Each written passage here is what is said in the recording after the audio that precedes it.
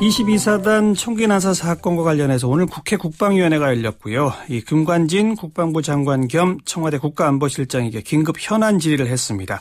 어떤 답변들이 나왔을까요? 네, 새정치민주연합의 국방위 소속 안규백 의원을 연결합니다. 안 의원 나와 계시죠? 네. 반갑습니다. 네. 안규백입니다. 그래, 국방부 장관 하면서 지금 청와대 안보실장 겸직하고 계신 거죠? 임명장 받았습니까? 예. 후임 국방부 장관은 아직 인사청문회 통과를 안 한 상태고요. 그렇습니다. 예. 오늘 긴급 현안 질의에서는 주로 어떤 질문들이 나왔습니까? 오늘 긴급 현안 질문에서는요. 주로 22산 총기 난사 사건의 원인과 우리 군의 관심 사병 관리 문제 허점에 대해서 많은 질의가 있었습니다. 예. 특히 사건 이후에 22사단과 우리 군의 작전 태세, 진돗개 발령이 2시간 이상 지연되게 발령됐던 거, 뭐 이런 것들이 총체적으로 나왔는데 왜 이게 중요하냐면요. 진돗개 발령이라 하면 군과 경찰이 합동으로 작전을 펼쳐야 되는데, 예. 우리 민간한테 피해를 안 주기 위해서는 이게 발표가 이미 대처됐는데 불구하고 2시간 사건 난 지 2시간 뒤에 진행이 발령됐습니다. 예. 그래서 이런 상황에 대해서 많은 시사가 있었습니다. 그럼 하나하나 답변을 뭐라고 했는지 먼저 방금 강조해 주신 거니까 진돗개 발령이 2시간이나 있다가 된 거에 대해서는 뭐라고 답변하던가요? 그러니까 이 문제의 임병장 사병이 북쪽 철책을 우리 병사들이 작전 태세에 임하다 보니까 남방 쪽은 갈 건 생각을 못 하고 주로 북쪽만 이 철책 위주만 경계를 한 거죠. 아하. 그런 허점이 있었습니다. 예. 거기에 대해서는 장관도 인정을 하던가요? 그렇습니다. 예. 알겠고요. 예. 이 사고, 총기 난사 사고의 원인 부분에 대해서 질문들이 아까 있었다고 말씀하셨는데. 예. 그리고 또 이게 바로 관심사병 관리 문제하고 연결되는 거 아니겠습니까? 그렇습니다. 예. 지금 집단 따돌림이 있었느냐 없었느냐 이런 게 논란인데 오늘 장관은 뭐라고 그랬나요? 이게 09년도 연평 연천 GP 사건 때도 똑같은 반복인데요. 예. 따돌림과 이런 것들이 복합적으로 이루어진 것이라고 저는 생각을 했고, 예. 장관도 거기에 대해서 인정을 했기 때문에 앞으로 총체적인 그런 부분에 대해서 보완을 하겠다. 특히 22사단에서만 왜 유독 이런 일이 끊임없이 일어나냐? 예. 이것은 22사단이 다른 사단과 달리 책임 반경이 굉장히 넓습니다. 예. 5배 넓습니다. 5배. 보통 다른 사단은 20km에서 25km인데 22사단은 97km입니다. 약 100km 되죠. 예. 이것이 또 특이한 점은 산악과 해안이 같이 이렇게 맞물려 있습니다.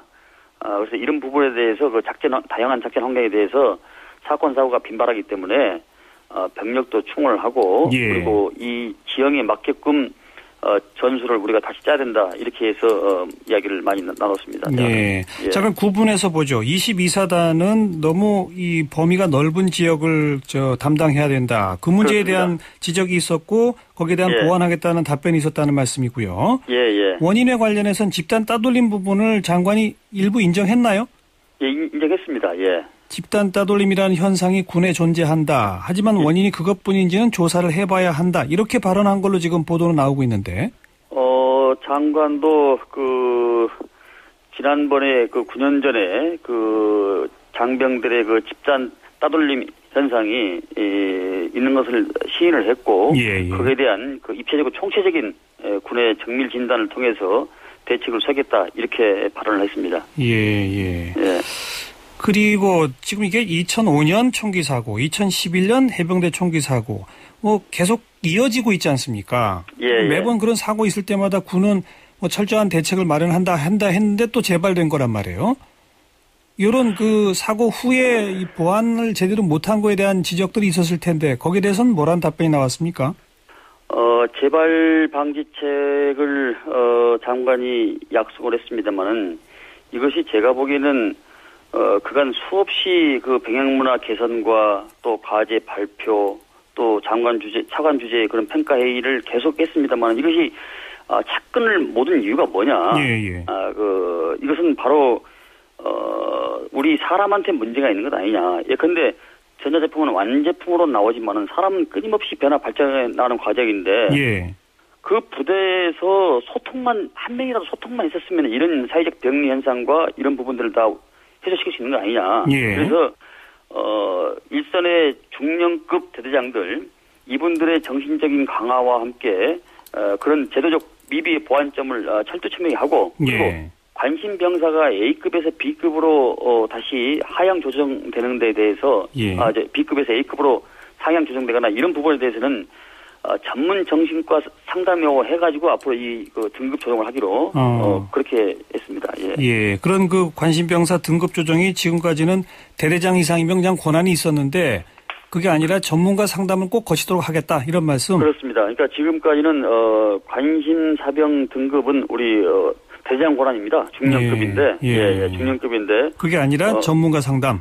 예, 그렇습니다. 그리고 상담 요원들을 앞으로 더 많이 좀 늘리겠다.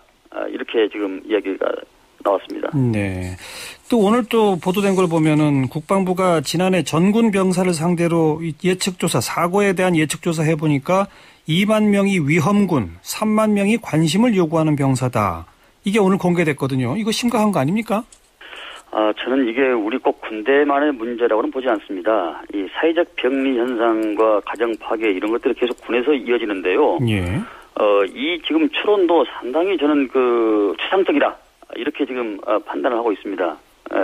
이게 그러니까 집이 어렵거나 결손 가정이라도 의지가 굉장히 강한 친구들은 군대 생활을 병영 생활을 잘 할 수 있는 반면에 또 부유하게 자란 친구들도 군대 생활에서 나약하거나 적응을 못한 친구가 있기 때문에 그렇죠. 그걸 시길적으로 그것을 딱딱 두부 자라시 잘라가지고 할 수 있다는 저는 그렇게 보지 않습니다. 그럼 지금 나온 2만 명 위험군, 3만 명 관심 요구 병사 이거는 가정 형편이나 이런 거 조사한 결과만 가지고 추정한 숫자입니까? 주로 결손 가정 또 그런 거예요. 경제적으로 굉장히 심약한 가정. 그러니까 그 사병에 대한 심리 검사나 상담을 거친 이후의 자료는 아니라는 거군요. 카이다에서 나온 과학적 근거에서 하긴 했는데 그 과학적 근거가 상당히 약하다 이런 내용입니다. 근거가 약하다. 그렇습니다. 일단 정밀 검사를 하긴 했는데 불구하고 이게 컴퓨터입니다. 컴퓨터. 카이다에서 개발한 컴퓨터인데요. 컴퓨터로 이 일반 병사들이 앉아가지고 이것을 A, B, C, D 있으면 이 문항을 찍는 겁니다. 찍는 건데 그걸로는 입체적으로 알 수가 없다는 얘기죠. 인간의 복잡한 오묘한 알겠습니다. 그렇죠. 2만 명 위험군, 3만 명 관심 요구 합하면 5만 명인데 60만 가운데 5만이면 이건 너무 많은 숫자라서 깜짝 놀라서 여쭤본 건데 이건 정말 조금 더 정밀하게 조사들이 이루어져야 할 것 같군요. 그렇습니다.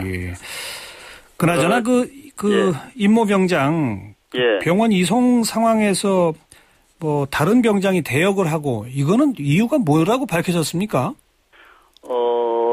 장관께서는 강릉병원 119 대원들이 그렇게 요구를 했다고 그러는데 강릉병원의 응급차 대원들이요? 그렇습니다. 119요. 119 대원들이 했다고 그러는데 제가 확인을 해보니까 병원에서는 우리가 한 적이 없다. 무슨 말이냐? 이렇게 이야기를 한 겁니다. 그래서 이 부분들에 대해서는 보다 정확한 진단이 좀 나와야 될 것 같고요. 안규백 의원이 우리 군의 불신을 초래한 겁니다. 이게 바로 우리 국민들을 우롱하시기 때문에. 잠깐만요. 그러니까 안 의원이 강릉병원에 확인했더니 그런 적 없다고 하는 내용까지 오늘 질문을 안 하셨나요? 했습니다. 그랬더니 뭐라고 하던가요?